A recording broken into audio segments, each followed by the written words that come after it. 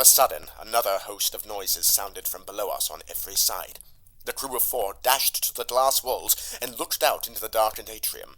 I followed suit, and my eyes gaped at what I saw.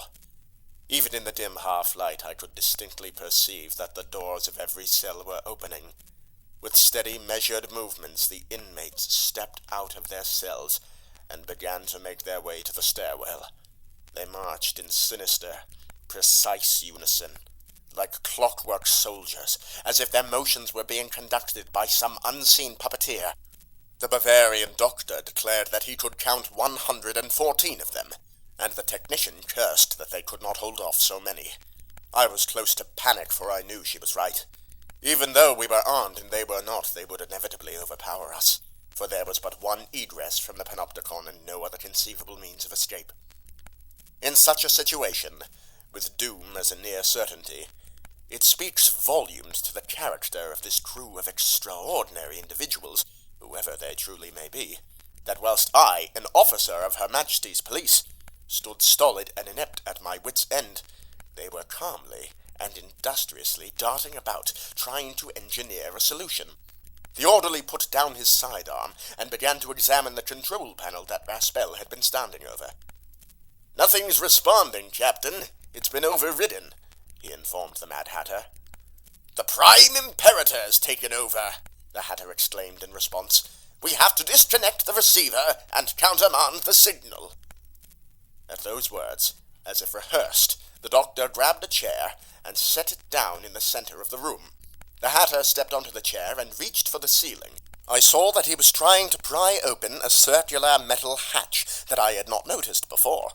With a strong jerk, he pulled back the bolt and opened the hatch. The darkened aperture it revealed gave vent to a clearer volume of sounds. Reaching into the ceiling, the Hatter fumbled about until he grabbed hold of something with both hands.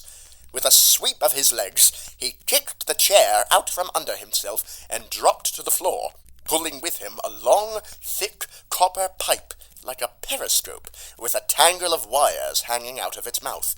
The technician swiftly reached into her bag and withdrew a pair of large wire cutters and 4 copper electrodes. Moving to the copper pipe, she cut 2 of the wires and diligently began to fit the 4 ends with the copper electrodes. As she did so, the orderly dragged a heavy desk from the far side of the room to the door, providing a temporary barricade against the converging drones.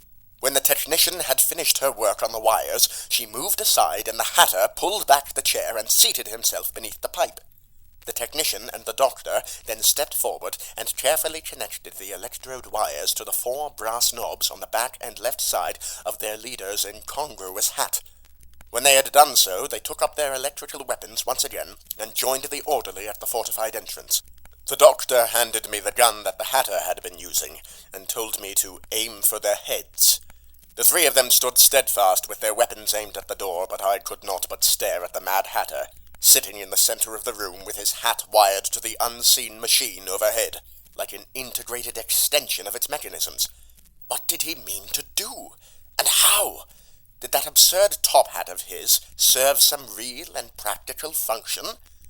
As I tried to anticipate what manner of strategy my companions had devised, the sound of the inmates' uniform marching became louder and more distinct. Peering out into the shadowed ward, I saw that the vacant-faced phantoms were pouring out of the stairwell onto the upper tier. In seconds, they would be over the bridge and smashing against the panopticon's doors. The barricade would not hold long, and our 4 weapons, formidable though they were, could not defend against so many aggressors. Yet here, when all hope of escape or survival seemed futile, the madman behind us was actually grinning. "Won't be a moment, my duckies," he laughed. "Here goes nothing." Though I did not blink once at what I beheld, I still cannot fully explain what it was that happened next. The gears on the madman's hat started to spin with the speed of a turbine, and as they did, the unseen machinery above the ceiling began to alter its percussive rhythm. I glanced upward to try and see the nature of this change, when a pounding noise from behind me spun my attention around. The inmates had crossed the gangway and were ramming themselves against the door. Neither the orderly, the technician, nor the doctor broke their stance, but over the din the doctor shouted, "Haste would be appreciated, Captain." I looked back at the Hatter and saw that he was groaning through clenched teeth as the cogs on his hat spun faster and faster. Suddenly he let out a laboured roar, and a jet of steam shot out of his hat's chimney. Sparks began to shoot from where the wires connected to his hat. Overhead the electrical hum grew in pitch until a shower of sparks rained down from the open hatch. I was half afraid that the dome's hidden engines were about to explode, but gradually the Hatter's scowl lessened, and he smiled again.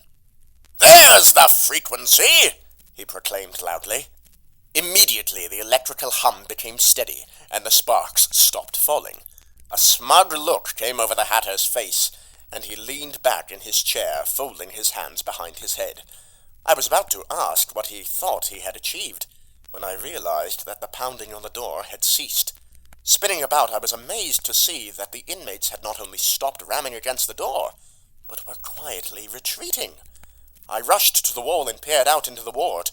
Even in the half-lit gloom it was unmistakable that the entranced figures that had not a minute ago been intent on our certain destruction were making their way back to their respective cells and shutting the doors, as if they had each been given simultaneously the same thought.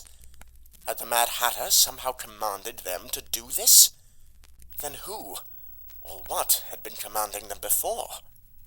As I stared out of the glass, 1,000 questions materialized in my head, but at that moment I heard the Hatter utter a hoarse whisper behind me. "I think it's past his bedtime, don't you?" Before I could react, something hard struck the back of my head, and I blacked out. I do not know how long I was unconscious, but when I came to, the 4 Mavericks were gone. In my hand, I found the lamp that had been attached to the technician's weapon. Ignoring the splitting pain in the back of my head, I sprang to my feet and shone the torch about, finding myself entirely alone. The desk that had barred the doors had been dragged aside and the doors were thrown wide. The incapacitated surgeon still lay sprawled across the gangway. Grabbing hold of my carbine and holding the lantern aloft, I hurried across the bridge and down the stairwell to the lower terrace of the ward. I was still somewhat apprehensive of encountering further hostility, but I found my way to the hospital's front entrance undeterred. The grid of arc lamps was glowing once more, and their cold light illuminated the sickening extent of the carnage wrought by the brutal automata. The fiends themselves lay strewn amongst their grisly work, inactive and inanimate, as the surgeons had been on the bridge. Beyond the gate I could see an approaching throng of armed men. By their bright red uniforms and bearskin caps I knew them to be a squadron of grenadier guards. Reinforcements had come at last. Finally aware of my own exhaustion, I shambled down the steps to meet them, when a sudden gust of wind carried the whirring skyward voice of an airship's propeller to my ears. I turned round and looked up, and in spite of all I had seen that night, I gasped at what met my view. The Grenadiers have testified to witnessing the same bizarre airship that I saw hovering over the hospital's dome. Though having only just arrived, they could not comprehend the significance of the towering coil apparatus surmounting the dome. So they took the strange vessel, wrenching the thing free of its moorings and flying off with it at the end of a grappling chain, to be an act of theft and vandalism. The vessel, which bore the name MHS Hysteria on its hull, was spotted flying northeast over the Tower of London before it ascended beyond sight. It is my conjecture that this ostentatious craft was crewed by the 4 pseudonymous characters that had been my unlikely salvation. Every attempt to determine their true identities has been met with failure, and they remain at large. Their ship, most likely named for the legendary vessel of historic rumor and urban folklore, remains equally shrouded in obscurity, and no further sightings of it have as yet been reported.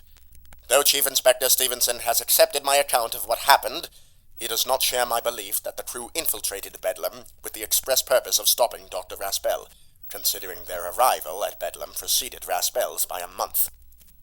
By noon, the Grenadiers had secured the hospital grounds, accounting for all the patients and staff, with the exception of the missing 4, and cleared the way for the forensic investigators to begin their work.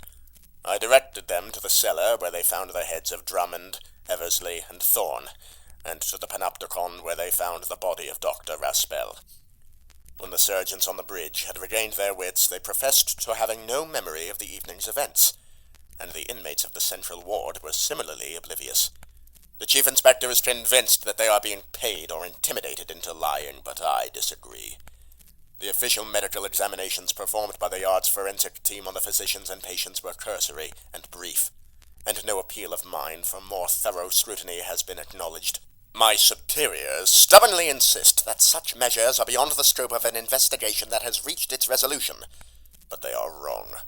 Raspel's practices, the automata, supremus mechanics, we may have but scratched the surface of some infernal machination reaching beyond Great Britain and far across the continent, perhaps farther, and we have not yet met their architect, who, or whatever it may be.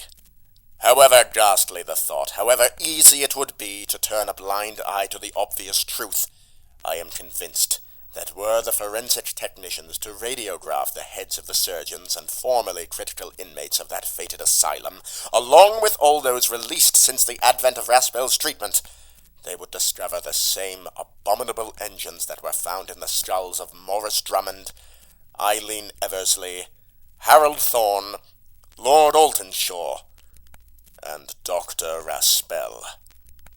The coroner's report confirmed that my bullet had not touched brain matter, for there was none to be found.